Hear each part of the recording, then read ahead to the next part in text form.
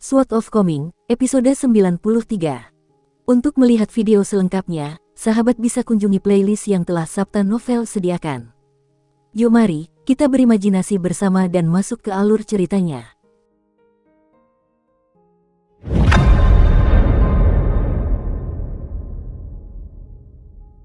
Di sebuah bukit kecil yang tingginya kurang dari 200 kaki, berdiri sekitar 2 lusin orang dalam sebuah pertemuan yang longgar. Mereka semua mengenakan pakaian yang berbeda, tetapi raut wajah dan mata mereka benar-benar identik. Seorang pria kekar berlutut dengan satu kaki, dengan hati-hati memeriksa sepasang mayat yang kaku. Dia menggunakan jari-jarinya untuk mencungkil kelopak mata salah satu mayat, memperlihatkan bola mata yang menyerupai pecahan porselen. Wanita pendek itu, yang telah berganti pakaian katun seperti wanita biasa, perlahan berjalan menaiki bukit, diikuti oleh Yang Hua dan Su Hunran. Dia menahan diri untuk tidak mendekati kedua mayat itu, menjepit hidungnya sambil bertanya dengan suara sengau yang berat, "Apa yang terjadi di sini, Wang Yifu?" Wang Yifu menghela napas pelan sebagai tanggapan. Keduanya terbunuh oleh satu serangan dari pengguna pedang utama. Tubuh mereka sama sekali tidak terluka, tetapi meridian mereka semua telah hancur, dan organ dalam mereka telah membusuk sepenuhnya. Ekspresi muram muncul di wajah wanita itu saat dia merenung, bagaimana mungkin dua ahli bela diri dengan kaliber setinggi itu muncul di Kekaisaran Li Agung kita tanpa terdeteksi. Song Changjing selalu bertanggung jawab untuk mengawasi perbatasan, dan dia selalu menyatakan bahwa tidak ada yang bisa lolos. Mengapa dia tidak dapat mendeteksi apapun kali ini? Mungkinkah dia sengaja membiarkan para pelakunya pergi? Wang Yifu ragu sejenak, lalu berkata, "Yang mulia, jika saya tidak salah, pelakunya hanya satu." Mata wanita itu langsung menyipit setelah mendengar ini, membuatnya tampak agak mengancam. "Apa katamu?" Wang Yifu menunjuk leher kedua mayat itu, dan ada garis merah tipis yang terlihat di masing-masing mayat.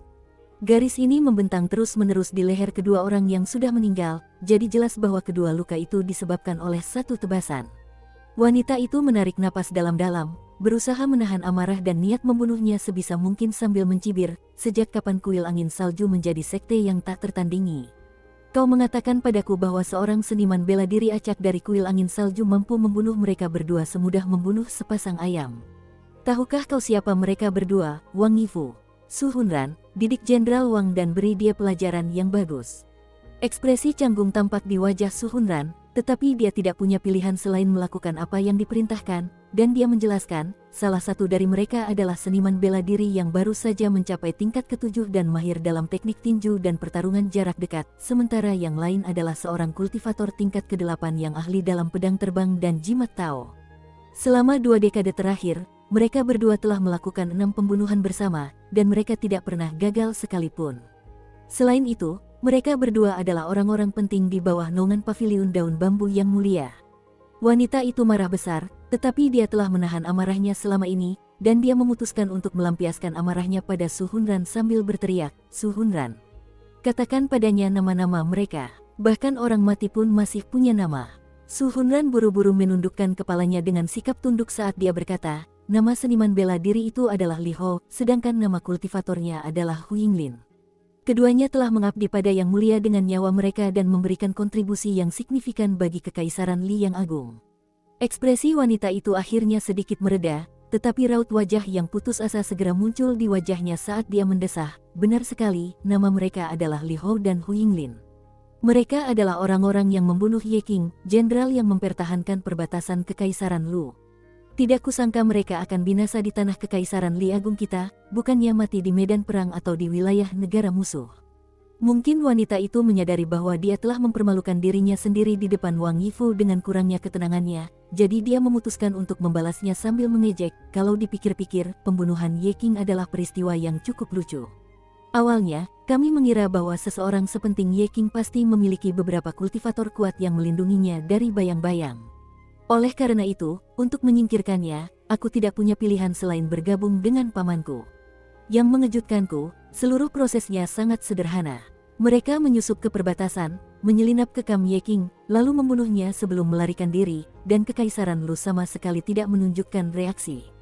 Saya pernah mendengar bahwa Ye Qing telah membuat musuh dari beberapa sekte abadi di perbatasan, tetapi tentu saja itu tidak membenarkan dia dikucilkan di istana Kekaisaran sedemikian rupa. Bukankah Kaisar Kekaisaran Lu selalu sangat menghargai para dewa? Mengapa pada akhirnya, hanya satu sekte abadi yang bersedia jatuh bersama Kekaisaran Lu.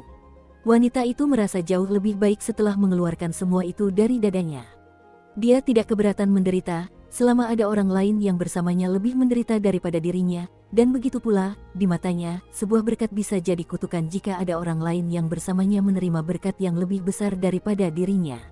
Inilah alasannya mengapa dia bersedia mempercayakan salah satu anaknya kepada Cui Chan dan bukan Qi Jingchun. Setidaknya, di bawah asuhan Cui Chan, dia yakin bahwa anaknya tidak akan tumbuh menjadi seorang pengecut kecil yang pemalu, yang akan terus-menerus berlari menangis ke arah orang tuanya. Sekilas rasa putus asa melintas di mata Wang Yifu saat mendengar ini. Jenderal Ye Qing telah menjadi pilar negara dan sangat setia. Ia telah mempertahankan perbatasan Kekaisaran Lu selama 30 tahun, menahan 3 serangan besar dari pasukan Kekaisaran Li Agung. Dahulu kala, Song Changjing hampir tewas dalam pertempuran, dan ia telah mengutuk Ye Qing berkali-kali karena menjadi orang tua yang keras kepala. Namun, setelah kematiannya, hanya masalah pemberian gelar anumerta atas namanya yang menjadi perdebatan sengit di Istana Kekaisaran selama 10 hari, dan akhirnya, gelar anumerta yang diberikan kepadanya jauh meremehkan kontribusinya terhadap Kekaisaran. Akibatnya, pasukan perbatasan yang beranggotakan 60.000 orang benar-benar kehilangan kepercayaan pada Kekaisaran dan perlahan-lahan hancur. Pada akhirnya, Song Changjing berhasil menghancurkan pasukan perbatasan Kekaisaran Lu dengan mudah, dan hal pertama yang dilakukannya setelah menyerbu wilayah Kekaisaran Lu adalah pergi ke makam Ye Qing untuk mempersembahkan anggur dan dupa.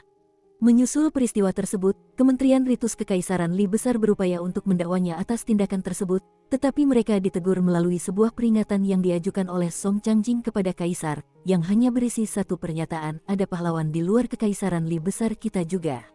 Setelah menerima peringatan ini, Kaisar Kekaisaran Li Agung tertawa terbahak-bahak dan menyatakan persetujuannya sepenuhnya atas pernyataan ini. Ia kemudian berkata kepada Kasim di sampingnya bahwa ini jelas merupakan kata-kata yang datang langsung dari hati Song Changjing, tetapi ia pasti telah meminta orang lain untuk menuliskan peringatan itu untuknya. Wanita itu telah mengamati dengan saksama perubahan pada ekspresi Wang Yifu selama ini, dan meskipun dia masih belum sepenuhnya yakin bahwa Wang Yifu tidak akan menyerangnya, ini tetap merupakan tanda yang menggembirakan di matanya. Kalau dia bahkan tidak lagi menunjukkan emosi yang normal, maka itu merupakan tanda bahwa dia sedang mengubur emosinya di bawah tekad yang tak tergoyahkan, dan satu-satunya tujuan yang mungkin untuk dia tuju dengan tekad ini adalah membangkitkan kembali Kekaisaran Lu. Jika memang begitu, maka dia benar-benar ingin mati. Wang Yifu adalah seniman bela diri yang hanya mengenal pertarungan sepanjang hidupnya, jadi akan sangat luar biasa jika dia memiliki kemampuan mental dan taktis untuk melakukan tindakan yang meyakinkan seperti itu.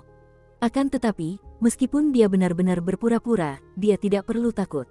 Ekspresi bingung tampak di wajah Su Hunran, dan dia merenung, Yang Mulia telah berjanji kepada Tuan Ruan bahwa dia tidak akan menyerang dalam batas-batas wilayah mata air naga, dan kami juga telah mengirim pesan kepada Li Hou dan Hu Yinglin, memerintahkan mereka untuk terus maju dengan hati-hati dan menahan diri sampai mereka mencapai perbatasan Kekaisaran Li Agung. Tentu saja tidak mungkin Tuan Ruan akan menegur Yang Mulia secara langsung seperti ini, dan tampaknya lebih tidak mungkin lagi bahwa seniman bela diri dari kuil angin dan salju akan mengabaikan keinginan Tuan Ruan dan Yang Mulia. Apakah kita masih belum mengungkap identitas pelakunya? Tanya Wang Yifu. Yang Hua menggelengkan kepalanya sebagai jawaban. Belum, kita tidak bisa begitu saja bertanya kepada Tuan Ruan, dan kita tentu tidak bisa pergi ke kuil angin salju untuk menuntut jawaban, jadi yang bisa kita lakukan hanyalah mengandalkan organisasi intelijen Kekaisaran Li Agung untuk mengumpulkan petunjuk. Sayangnya, Yang Mulia tidak dalam posisi yang baik untuk ikut campur dalam urusan intelijen di perbatasan. Suara Yang Hua melemah di sini, dan dia tidak berbicara lebih jauh mengenai masalah ini karena menyangkut perebutan kekuasaan tersembunyi antara mereka yang berada di puncak hierarki di Istana Kekaisaran Li besar. Mungkinkah pelayan klan Li yang bernama Su He telah menyembunyikan kekuatan aslinya selama ini? Wang Yifu berspekulasi. Tidak perlu mempertimbangkannya, dia tidak lebih dari seorang seniman bela diri tingkat 5, wanita itu mengejek. Lagi pula, tidak mungkin klan Li berani mencampuri urusanku. Kalau begitu, kita berada dalam situasi yang agak sulit, keluh Su Hunran. Sulit, sama sekali tidak, kata wanita itu sambil tersenyum lebar. Saya akan segera kembali ke ibu kota dan mengadu kepada Yang Mulia. Dalam kasus ini, pelaku telah melanggar peraturan Kekaisaran Li besar terlebih dahulu, jadi Kaisar pasti bersedia membelanya. Sekarang Li Baoping memiliki rak buku baru, ia harus memindahkan semua barang dalam keranjangnya ke rumah baru mereka. Memanfaatkan kesempatan ini, Chen Ping'an dan Li Baoping menyelinap ke tempat terpencil yang jauh dari Li Huai dan yang lainnya untuk memeriksa barang-barang mereka, hanya untuk memastikan tidak ada yang hilang atau rusak. Chen Ping'an juga mengeluarkan keranjang dari punggungnya, dan di dalamnya terdapat sebuah pedang tua yang terbuat dari kayu belalang, yang menurutnya merupakan sesuatu yang dianugerahkan Tuan Qi kepadanya. Chen Ping'an dan Li Baoping sama-sama berpendapat bahwa Tuan Qi bertanggung jawab atas jepit rambut giok yang entah kenapa muncul di rambut Chen Ping'an, jadi bisa dipastikan pedang kayu itu juga milik dia. Pada siang hari, Chen Ping'an akan menyimpan pedang kayu itu di keranjangnya, dan baru pada larut malam, saat tidak ada orang lain di sekitarnya, ia akan menariknya keluar dan meletakkannya di atas lututnya. Setiap kali ia melakukan ini, hatinya akan selalu dipenuhi dengan rasa damai dan tenang. Dukung terus channel YouTube Sabta Novel. Di antara koleksi kerikil empedu ular milik Chen Ping'an terdapat kerikil berwarna kuning, yang di dalamnya terdapat serangkaian urat yang akan berkilau dengan warna emas indah jika terkena cahaya matahari. Kedua belas kerikil empedu ular kecil lainnya telah kehilangan warna cerah dan cemerlang sebelumnya, tetapi semuanya memiliki tekstur yang sangat halus dan lembut, yang menunjukkan bahwa itu bukanlah kerikil biasa. Li Baoping sangat mencintai kerikil kecil ini, dan dia memegang kerikil kuning di tengah telapak tangannya sambil berkata, "Pastikan kamu tidak menjual kerikil ini, paman muda. Mengenai 12 kerikil lainnya, jika kamu akan menjualnya, pastikan untuk menemukan pembeli yang menghargai nilai sebenarnya. Jika tidak, kita tidak akan bisa menjualnya dengan harga mendekati harga sebenarnya." "Tentu saja," jawab Chen Ping'an sambil tersenyum. Ada pula bongkahan batu hitam berbentuk persegi panjang yang panjangnya sekitar 1 kaki di dalam keranjang itu, dan bongkahan itu tampak seperti panggung pembantaian naga, tetapi Chen Ping'an tidak yakin apakah itu benar-benar panggung pembantaian naga atau bukan. Dia teringat Ning Yao pernah mengatakan kepadanya bahwa untuk membelah sepotong panggung pembantai naga guna membuat batu asah terbaik di kolong langit, tidak hanya dibutuhkan jasa seorang pendekar pedang abadi, sebuah senjata yang sangat berharga juga harus dikorbankan. Tentu saja, di mata Chen Ping'an saat ini, senjata atau barang apapun yang kuat atau berharga dapat dianggap bernilai, seperti halnya di mata Ning Yao, kecakapan bertarung semua lawannya dapat diukur dari berapa banyak Chen Ping'an yang mereka setarakan. Chen Ping'an tahu bahwa ini jelas bukan sesuatu yang diberikan oleh Tuan Ruan kepadanya, jadi apakah Tuan Qi yang telah menganugerahkan pedang kayu dan batu asah kepadanya, atau apakah ini disebabkan oleh suatu kemampuan mistis yang dilepaskan oleh wanita halus berpakaian putih itu? Atau, mungkinkah itu sesuatu yang diwariskan kepadanya oleh Ruan Xiu? Chen Ping'an mulai merasakan sakit kepala saat memikirkan masalah ini. Ruan Xiu telah meninggalkan 1 batangan emas, 2 batangan perak, dan sekantong koin tembaga biasa di keranjang Li Baoping. Suatu kali, Li Baoping tidak sengaja membuka kantong uangnya, dan baru saat itulah Chen Ping'an menemukan, yang sangat mengejutkannya, bahwa ada koin tembaga beraroma emas yang tercampur dengan koin tembaga biasa di dalamnya. Koin keberuntungan ini pasti telah diselipkan ke dalam kantong oleh Ruan Xiu secara diam-diam. Saat itu, Chen Ping'an begitu terkejut hingga keringat dingin membasahi sekujur tubuhnya. Jika saja dia tidak menyadari koin tembaga beraroma emas, dia hanya akan menghabiskannya seperti koin tembaga biasa. Hanya dengan memikirkan pemborosan koin tembaga beraroma emas seperti itu saja, dia jadi ingin menamparkan dirinya sendiri. Chen Ping'an menata setiap barang miliknya dengan rapi dan tepat, seperti seorang wanita yang terbiasa merencanakan dan menabung dengan cermat untuk menata rumahnya yang kecil. Kapanpun Li Baoping melihat ini, dia akan terdorong untuk tersenyum, dan dia tidak dapat menahan rasa kagumnya akan betapa terorganisirnya Chen Ping'an. Pada saat yang sama, dia bertanya pada dirinya sendiri seberapa luar biasanya seorang wanita yang harus dimiliki agar layak menjadi calon istri Chen Ping'an. Dia merasa hampir mustahil untuk menemukan wanita seperti itu, dan itu membuatnya merasa sedikit putus asa. Tepat pada saat ini, Li Huai menyelinap ke arah mereka berdua. Setelah ditemukan oleh Li Baoping, dia melirik rak buku kecil di sampingnya, lalu berkata kepada Chen Ping'an, "Chen Ping'an, aku akan memanggilmu Paman Junior juga jika kamu membuatkanku rak buku yang lebih besar dan lebih bagus dari rak buku Li Baoping.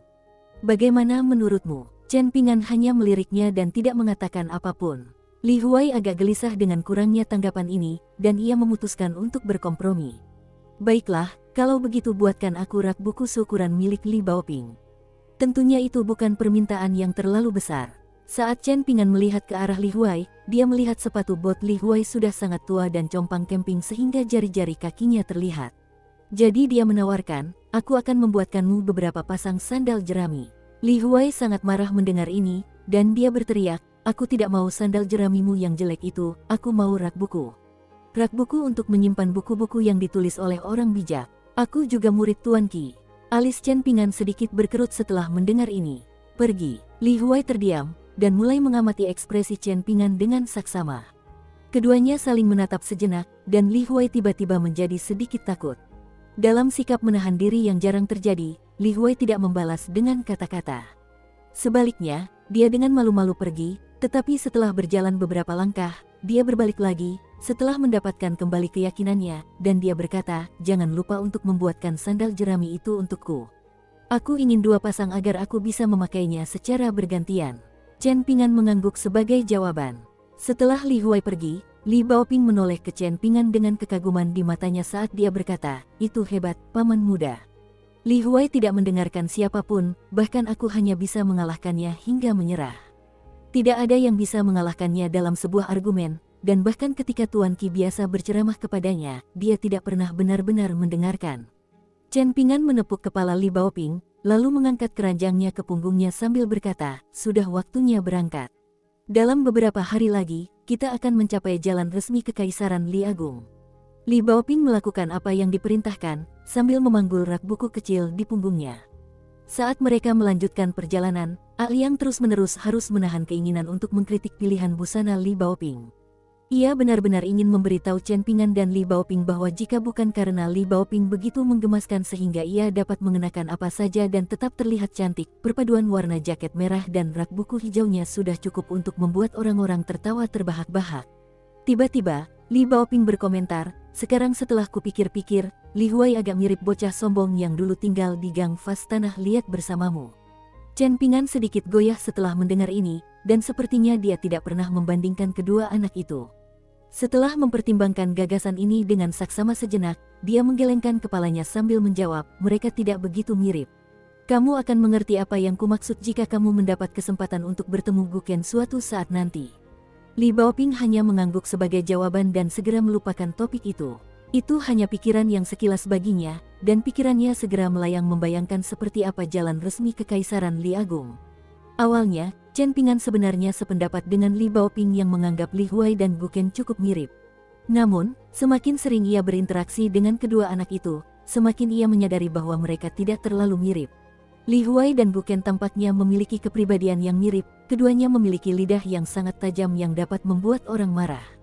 Namun, di mata Chen Pingan, mereka sangat berbeda. Di permukaan, keduanya berasal dari keluarga miskin, dan tampaknya tidak ada yang pernah terjadi pada mereka berdua.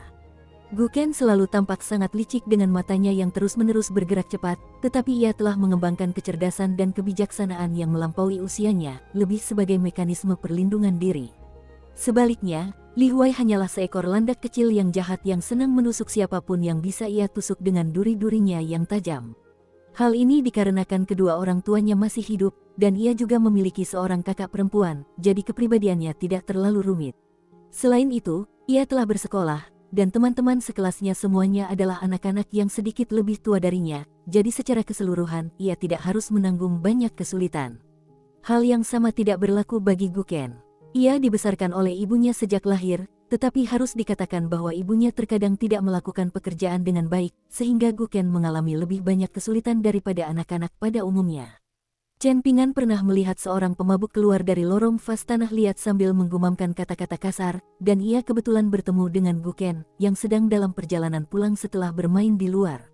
Pemabuk itu berjalan ke arah Guken, lalu menendang perutnya dengan keras tanpa alasan. Setelah Guken jatuh ke tanah, dia menginjak kepala anak laki-laki itu untuk menahannya. Yang bisa dilakukan Guken hanyalah memegangi perutnya sendiri saat dia meringkuk di kaki dinding, bahkan tidak bisa berteriak.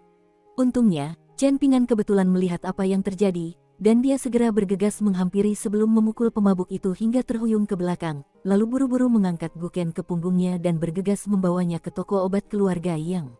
Kalau tidak, siapa yang tahu apa yang akan terjadi pada anak malang itu? Akibat masa kecilnya yang sulit, Guken menjadi sangat pendendam dan mudah menyimpan dendam. Dia selalu mengingat siapa saja yang pernah berbuat salah padanya, seperti siapa wanita jalang yang pernah memaki ibunya, atau siapa pria tak tahu malu yang pernah mengumbar aibnya kepada ibunya.